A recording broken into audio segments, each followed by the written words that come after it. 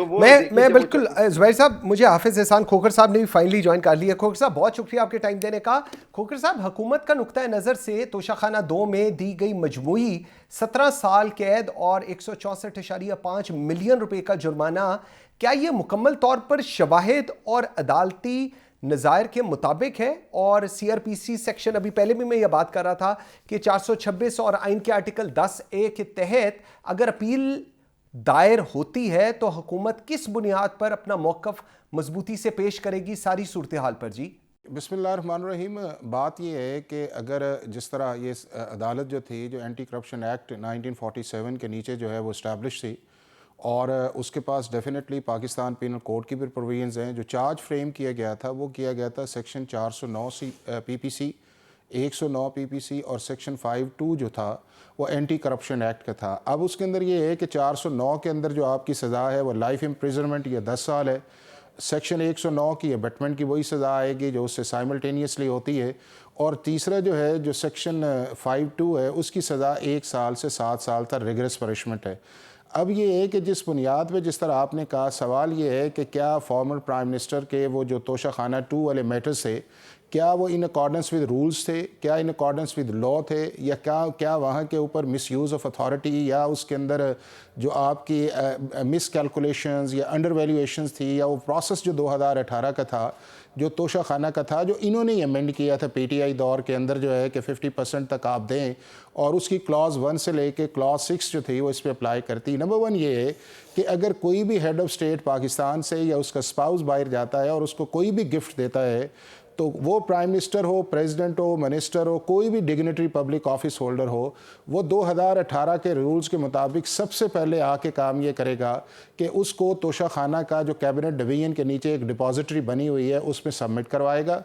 اس کے بعد اگر اس کو وہ لینا چاہتا ہے تو کلاس 5 یا کلاس 6 کے مطابق جو ہے اس کی ایک ویلیویشن کا پروسیس ہے فزیکل انسپیکشن کے بعد، اور وہ جو ہوگی وہ ایک فیئر مارکیٹ ویلیو ہے. اور اس دور کے مطابق جو تھا 2018 کے اندر تھا کہ آپ 50% پہ لے کے آپ اسے لے سکتے ہیں. اب یہ جو گفٹ آپ کے پاس آئے ہیں، یہ کنگ جو آپ کے سعودی عربیہ کے کراؤن پرنس ہیں، انہوں نے 2021 کے اندر جو پرائم منسٹر نے وزٹ کیا، اور یہ بلگری کا ایک سیٹ تھا جس کے اندر بریسلٹ بھی تھا، یا اور سی 2-3 چیزیں تھیں. اب یہ ہے کہ اس کو جو ویلیو کروائی گئی پاکستان کے روپے کے مطابق وہ کروا گئی 59 لاکھ روپے میں، اور اسے 29 لاکھ کے قریب جو ہے اسے پے کر دیا گیا. اب یہ ہے کہ اس کے اندر جب انویسٹیگیشن سٹارٹ ہوئی تو 5 چیزیں سامنے آئیں. نمبر 1 یہ آیا کہ جب یہ چیزیں باہر سے آئی تھیں، جو ڈپازٹ ہونی چاہیے تھیں اس توشہ خانہ کے اندر وہ نہیں کروائی گئیں. نمبر 2 یہ ہے کہ آپ کے ڈپٹی ملٹری سیکریٹری نے ایک لیٹر لکھا صرف خانہ پوری کے لیے کہ ہم چیزوں کو ڈپازٹ کروا رہے ہیں، اور اس لیٹر کے باوجود چیزیں ڈپازٹ نہیں تھیں. نمبر 3 یہ ہے کہ جب آپ نے اس کی ایویلیویشنز کی تو بجائے کسٹم سے یا انٹرنیشنل، چونکہ ایک برانڈ ہے، اٹیلین برانڈ ہے، اور اس کی جو فرنچائز سوئٹزرلینڈ کے اندر ہے، آپ انٹرنیشنل دیکھتے کہ اس کی پرائس کیا ہے، آپ نے اسلام آباد کا ایک لوکل بندہ پکڑا اور اسے کہا کہ جی آپ بتائیں، جس کا ایکسپیرینس ایکسپرٹیز نہیں ہے، اس نے اس کی ویلیو لگا دی کہ جی اس کا تقریباً 5.8 یا 5.9 ملین ہے، اور کسٹم کا اپریزر آتا ہے وہ اس پرائیویٹ بندے کو انڈوس کر دیتا ہے جی. اور پھر اس کے بعد یہ ہے کہ آپ اس کی پیمنٹ کر کے 50% پہ آپ گھر لے جاتے ہیں جی. اب یہ ہے کہ کیا وہ پروسیس جو تھا وہ process in accordance with law تھا یا فیئر مارکیٹ ویلیو تھی. جب انویسٹیگیشن نیب اس کی سٹارٹ کرتا ہے پرائم منسٹر کے دورے کے جب وہ ختم ہوتا ہے اگست کے اندر، تو جو انٹرنیشنل ہائی کمیشن کو انگیج کیا، اس کمپنی کو انگیج کیا، تو 2021 کے اندر جو اس کی پرائس لگی وہ تقریباً 3,80,000 یورو کے قریب تھی، جو پاکستان کا تقریباً 7 کروڑ 15-20 لاکھ روپے بنتا ہے. اور اس کا جو آپ نے 50% کرنا ہے تو آپ اس کا ہاف کر لیں کہ 3.5 تو 35 ملین اس کے اندر آئے گا جی. اب یہ ہے کہ آپ کا جو مارکیٹ ویلیو تھی وہ تھی 7.25 کروڑ روپیہ، آپ نے صرف 58 لاکھ لگایا اور اس کا آپ نے 29 لاکھ روپے جمع کروا دیا، اور وہ جو چیزیں آپ کی کلاس 1 سے لے کے کلاس 6 تک آپ نے فالو نہیں کی. اب جب انویسٹیگیشن سٹارٹ ہوتی ہے تو جنہی کو آپ نے دیا تھا وہ اپروور بن گئے. انہوں نے کہا جی کہ ہمارا نہ ایکسپیرینس تھا، ہمیں یہ کہا، انہی کا ایک پرائیویٹ سیکرٹری انعام تھا، اس نے ساری سٹوری بتائی کہ مجھے کہا گیا کہ اس بندے کے پاس چلے جاؤ، میں اس بندے کے پاس گیا، اس نے اس کی ویلیو لگا دی اور اس کو کسٹم والے نے کر دیا. اب آپ یہ دیکھیں کہ کیا وہ چیزیں جو ہیں، اگر صرف آپ نے یہ ڈیفنس لیا ہے کہ جی 50% کے اوپر پرائم منسٹر لے سکتا ہے، بالکل لے سکتا ہے، لیکن کیا پرائم منسٹر نے جو 50% کی فیئر ویلیو تھی، اور پرٹیکولرلی اس کیس کے اندر جو ہے کہ جب آپ ایک نیریٹو بلڈ کریں کہ پرائم منسٹر آفس کے اندر مس یوز ہوتا رہا ہے، یا پہلے پرائم منسٹر غلط کام کرتے رہے ہیں، غلط توشہ خانہ لیتے رہے ہیں، اور میں نے وہ کام نہیں کرنا، آپ نے وہ کام کیا، اور آج کے اندر 3 چیزیں آ گئی. آپ نے مس یوز آف اتھارٹی کیا، آپ نے مینوپولیشنز کی، چونکہ آپ کی نوز کے نیچے ہو رہا تھا، اور آپ کو پتہ ہے کہ سرکار کے بندے جو ہیں وہ بات وہی کرتے ہیں جو آپ سننا چاہتے ہیں. انٹرنیشنل جو آپ کی ریکگنیشنز تھی اس کے خلاف آپ نے کام کیا. اور فائنلی یہ ہے کہ آپ نے انلیگل ریٹین فرسٹ سٹیج پہ بھی کیا، سیکنڈ سٹیج پہ بھی کیا. تو یہ وہ چیزیں ہیں جو فیکچولی ہیں جس کی بنیاد کے اوپر کیس بنا. اکاؤنٹیبلٹی کورٹ میں گیا، سپریم کورٹ کی ججمنٹ آ گئی، وہ دوبارہ جو ہے FIA کی طرف چلے گئے. دسمبر 2024 میں آیا، اور تقریباً 1.25 سال لگا ہے جب سے چلان جمع ہوا چارج شیٹ سے لے کے اب تک جو ہے.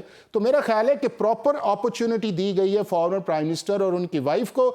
اب وہ جو چیز انہوں نے کہی ہے کہ کیا وہ پلازیبل ہے، یا آپ ہی بتائیں کہ وہ چیز کیا جو کراؤن پرنس ہے وہ 58 لاکھ کا گفٹ دے گا، یا جس کمپنی کا وہ کہہ رہا ہے کہ یہ 3,80,000 ہے، یعنی کہ اس دور کے اندر تقریباً 7.25 کروڑ کی، وہ بات پلازیبل ہے کہ یہ پلازیبل ہے؟ یہ پوائنٹ آ گیا آپ کا. یہ بھی مجھے فرمائیے گا، انسداد دہشت گردی ATC کورٹ کی میں اگر بات کروں، انہوں نے بعض رہنماؤں کو سزا اور بعض کو بری کی ہے، جس میں شاہ محمود قریشی بھی ہیں، اور آپ ابھی پہلے فرما رہے ہیں کہ وہ باقی کے بھی کیسز میں ان کو بری کر دیا جائے گا. یہ فیصلہ کر بھی دیا گیا تھا قاضی صاحب، وہ پہلے بھی آپ کو یاد ہوگا شاہ محمود قریشی صاحب پہلے بھی بری ہو چکے ہیں کیسوں میں. یہ اچھا، یہ فیصلہ شواہد کی بنیاد پر آپ سمجھ رہے ہیں اس کو، یا آپ سمجھتے ہیں کہ عدالتی منطق پر کوئی اعلیٰ عدالتوں میں یہ ہے چیزیں؟ کیا ہے یہ منطق، کیا ہے اس کے پیچھے، انڈرسٹینڈنگ کیا ہے اس پہ؟ اعلیٰ عدالت اٹموسٹ رسپیکٹ اب رہی کہاں ہے؟ مطلب پہلے تو ہوتا تھا کہ غلط فیصلہ آ جاتا ہے، جیسے دیکھیے عمران خان صاحب کے خلاف پہلے 3 فیصلے آئے، وہ ہائی کورٹ نے ان کو سسپینڈ کر دیا. آپ دیکھیں کچھ جس میں عدت کا کیس تھا، یہ سارے کیسز آپ کی نظر میں، لیکن اب تو ان کو وہ امید ہی نہیں ہے. دیکھیے ان کے کیس میں ان کو 14 سال کی سزا ہوئی ہے پہلے کیس میں، اس میں تو کیس اپیل لگی نہیں 1 سال کے اندر. سسپینشن کا آرڈر ہی ہوا کہ جج سسپینڈ کر دے وہ سینٹنس، کیونکہ وہ بینچ ہی نہیں بنی آج تک، اس کی ایک سنوائی نہیں ہوئی ہے اس کیس میں. تو آپ دیکھیے اب آج اس کی اگر اپیل فائل بھی کر دیں گے، اس کا پتہ نمبر کیا 2030 میں آئے گا، یہ کب آئے گا پتہ نہیں. تو کیونکہ وہ کہتے ہیں کہ جی اب اور بھی قیدی ہیں، ان سب کے بھی کیسز ہوتے ہیں، ہم انصاف دیں گے تو سب کو ملے گا انصاف. ٹھیک ہے، بالکل آپ صحیح کہتے ہیں، ان کو بھی انصاف ملنا چاہیے. ان کے ساتھ بھی زیادتی کیوں ہو رہی ہے کسی قیدی کے ساتھ؟ کیونکہ جس کی آپ نے آزادی سلب کر لی کسی فیصلے کے تحت، اگر وہ بعد میں پتہ لگے وہ فیصلہ غلط ہے تو کتنے عرصے وہ جیل میں رہا، اس کی وہ آزادی وہ دن واپس تو کبھی نہیں آئیں گے ایک آدمی کے اگر اس کو غلط سزا ہو جائے. لیکن ایک بات یاد رکھنی چاہیے ان سب کو کہ دیکھیے آپ ضرور یہ جو اس طرح کے فیصلے لے لیں گے اور آپ کر لیں گے، ان کو کوئی قبول نہیں کرے گا. اور یاد رکھیے ایک بڑی عدالت بھی ہے اور جس کی لاٹھی بے آواز ہوتی ہے.